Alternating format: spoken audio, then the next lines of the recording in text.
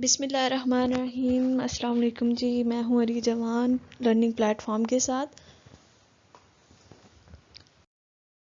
Discuss कर रहे थे schizophrenia spectrum and other psychotic disorder को। आज हमारा लेक्चर नंबर 7 का पार्ट 2 है, जिसमें हम डिस्कस करेंगे शिज़ोफ्रेनिफॉर्म के स्पेसिफायर्स और उसके डिफरेंशियल डायग्नोसिस को। पार्ट 1 में हम इसके जो diagnostic criteria according to DSM-5 और इसकी डेफिनेशन, शिज़ोफ्रेनिफॉर्म की डेफिनेशन को ऑलरेडी डिस्कस कर चुके हैं, और अभी हम डिस्कस करेंगे इसके स्पेसिफायर्स को।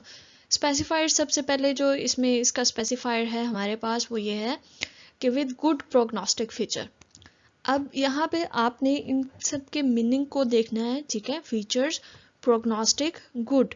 गुड का मतलब होता है अच्छा, प्रोग्नोस्टिक यूज़ किया जाता है।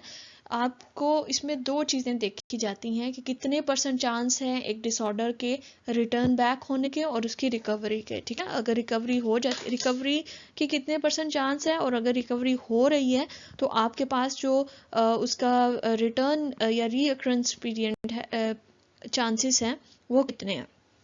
तो इसको आप इस तरह से डिफाइन कर सकते हैं: the likely outcomes of course of the disease, the chance of recovery और रीअक्ररेंस। सिंपली आप प्रोग्नोस्टिक को बोलेंगे द चांस ऑफ रीअक्ररेंस और द चांस ऑफ रिकवरी, ठीक है। ये दोनों चीज़ें इसमें आती हैं प्रोग्नोस्टिक में।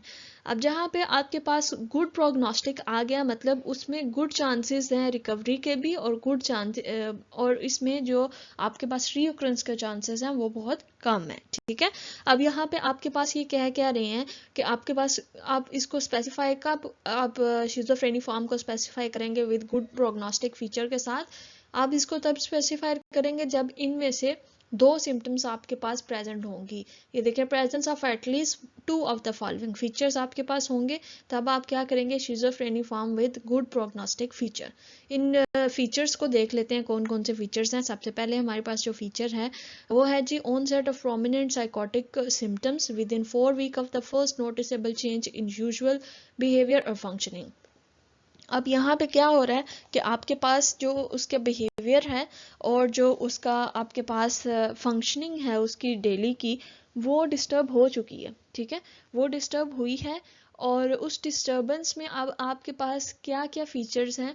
आपके पास फीचर्स हैं जी, उसमें कन्फ्यूजन पाई जा रही है, या फिर उसमें परप्लेक्सिटी पाई जा रही है। परप्लेक्सिटी आपके पास क्या होती है, इनएबिलिटी टू डील विद जो आपके पास उसके पास सिचुएशन आ रही है। अगर उसके पास डिलीरियम की सिचुएशन आ रही है, या उसके पास हालुसिनेशन की सिचुएशन आ रही है, या इनकोहेरेंस की सिचुएशन आ रही है, स्पीच की सिचुएशन आ रही है, या उसके पास मोटर जो होती हैं उसके पास बिहेवियर होता है, अबनॉर्मल मोटर बिहेवियर की सिचुएशन आ रही है, तो उसके साथ वो कोप अप नहीं कर पा रहा, ठीक है। उसको इनएबिलिटी हो रही है उसके साथ कोप अप करने में।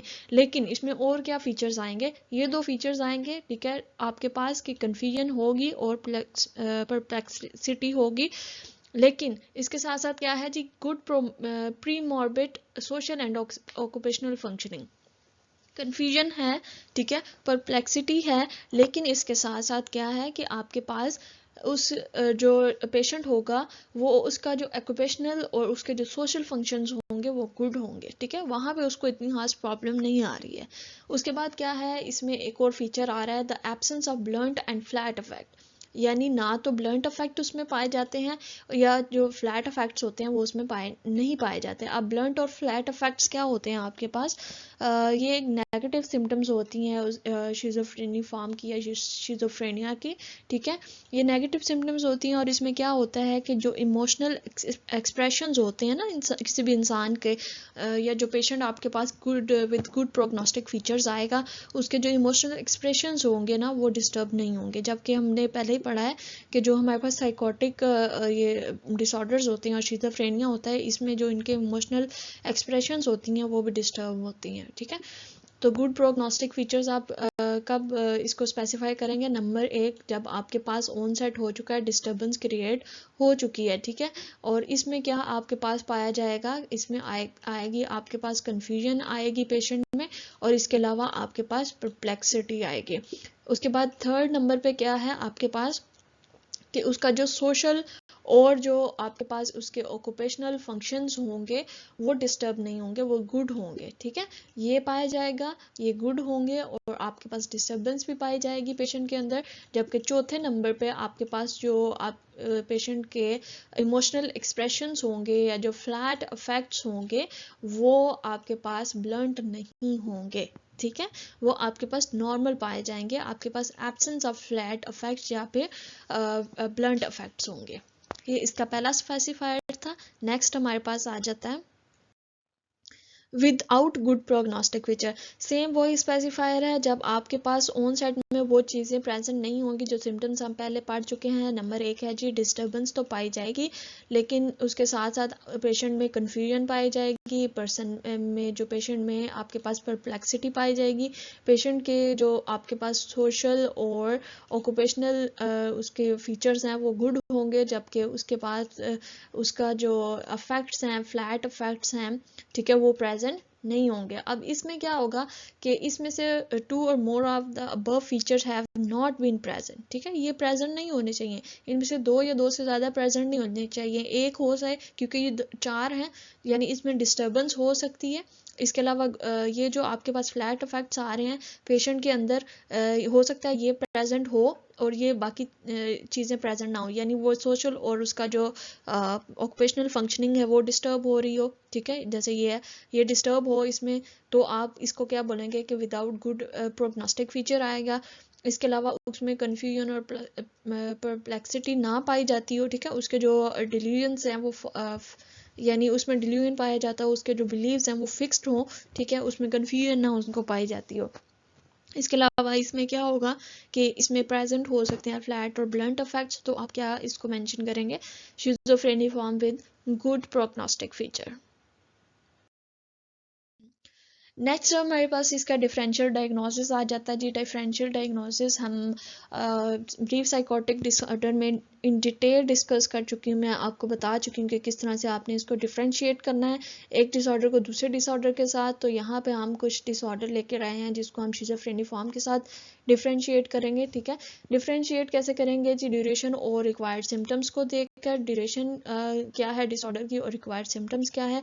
जब आपके पास एक केस आता है तो आपने सबसे पहले देखना है जी उसका ड्यूरेशन क्या है, फिर आपने उसकी रिक्वायर्ड सिम्टम्स देखनी है कि उसमें कितनी सिम्टम्स पाई जा रही हैं, ठीक है, और नंबर ऑफ रिक्वायर्ड सिम्टम्स एक डिसऑर्डर में कितने हैं।